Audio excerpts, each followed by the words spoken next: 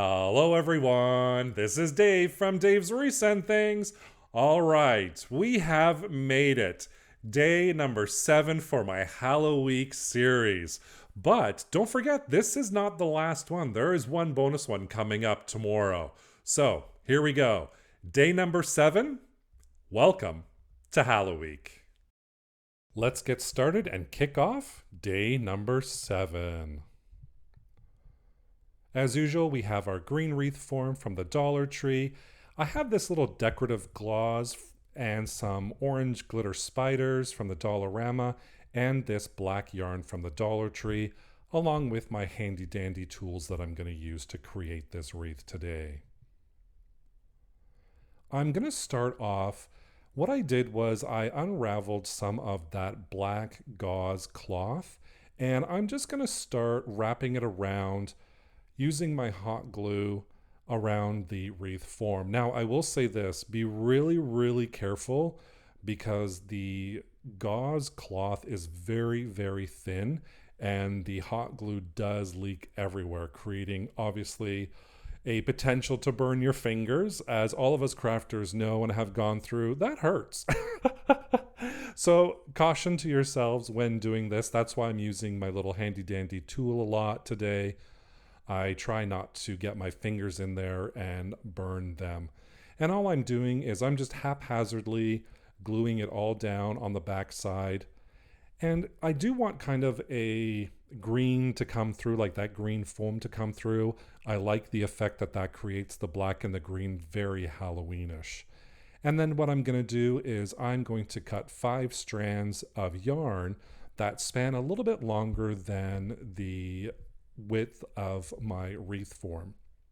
And then I'm going to glue it down in place. I'm going to start doing like a crosshair, and then I'm going to add on an angle in between those crosshairs some more yarn. And this is going to start my spider web that I'm creating on the back side of this wreath. And once it all dries, I'm just going to cut off the excess of that yarn because I don't need it and I don't want it to show either. So I'm just going to cut that off. And then I'm going to start with a longer piece of yarn and I'm going to tie that right in the center. And now I'm going to start a little bit more of my webbing. To start it off, I'm just going to do a little dab of glue and overlap with that yarn. And then what I'm going to do is I'm going to come around and then I'm just going to loop it around each one of those 5 pieces of yarn that goes to the end. And I'm not gluing it in place. I'm just going to kind of glue it down, or not glue it down, just wrap it around. And then at the very end of my yarn, I do glue it down just to hold it in place. And then once that's all dried, I'm going to cut that excess off, cut another longer piece, and then I'm going to glue that down and repeat the same process. So again, I'm just going to come around and loop that yarn around the base of the spider web. And you can see it's all a little bit uneven, but I like that effect.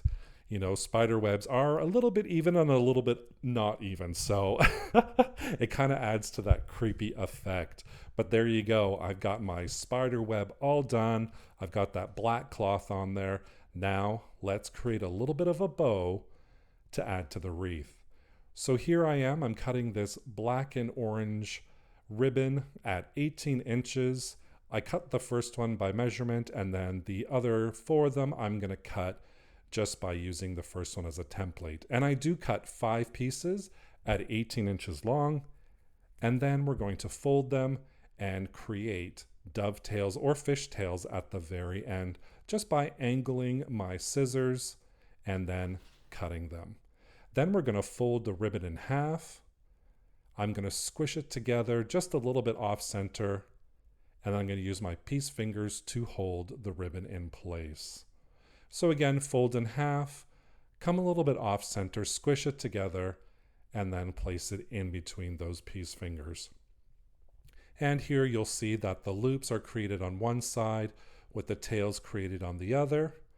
And once I have that all together, I'm going to take my pipe cleaner, run it along the center there, and then I'm going to give it a couple of really good twists to make sure it's all in place.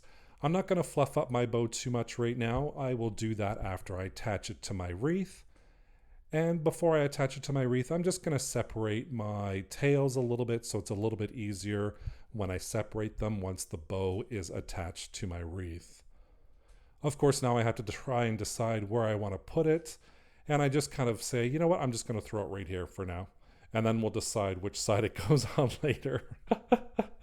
And then I'm going to fluff out those tails and fluff out those loops right at the top and create our big, beautiful bow for this wreath. And to finish it all off, I have these glitter spiders. They're big and orange, and I wanted to put a couple of spiders on there. So right now I don't glue anything down. I'm just kind of placing them. And once I'm happy with the placement of them, I'm actually going to grab my glue gun and start gluing those spiders all into place. And I love how these spiders just pop. That orange glitter against the black cloth, they just jump out right at you. Kind of creepy, eh? I love it. And I hope you did as well. What do you think of our spiderweb wreath all set for Halloween with that big, beautiful black and orange bow? Those glitter spiders, I love them. If you haven't got them, go to the Dollar Tree and pick them up. They come in several different colors as well. Thank you for joining me for another episode of our HALLOWEEK series. Don't forget to check back tomorrow for another episode. Thank you so much for watching me today. I really appreciate it. And don't forget to subscribe and hit that notification bell so you can be notified whenever I upload a new video. Thank you so much for watching. Take care. Bye for now.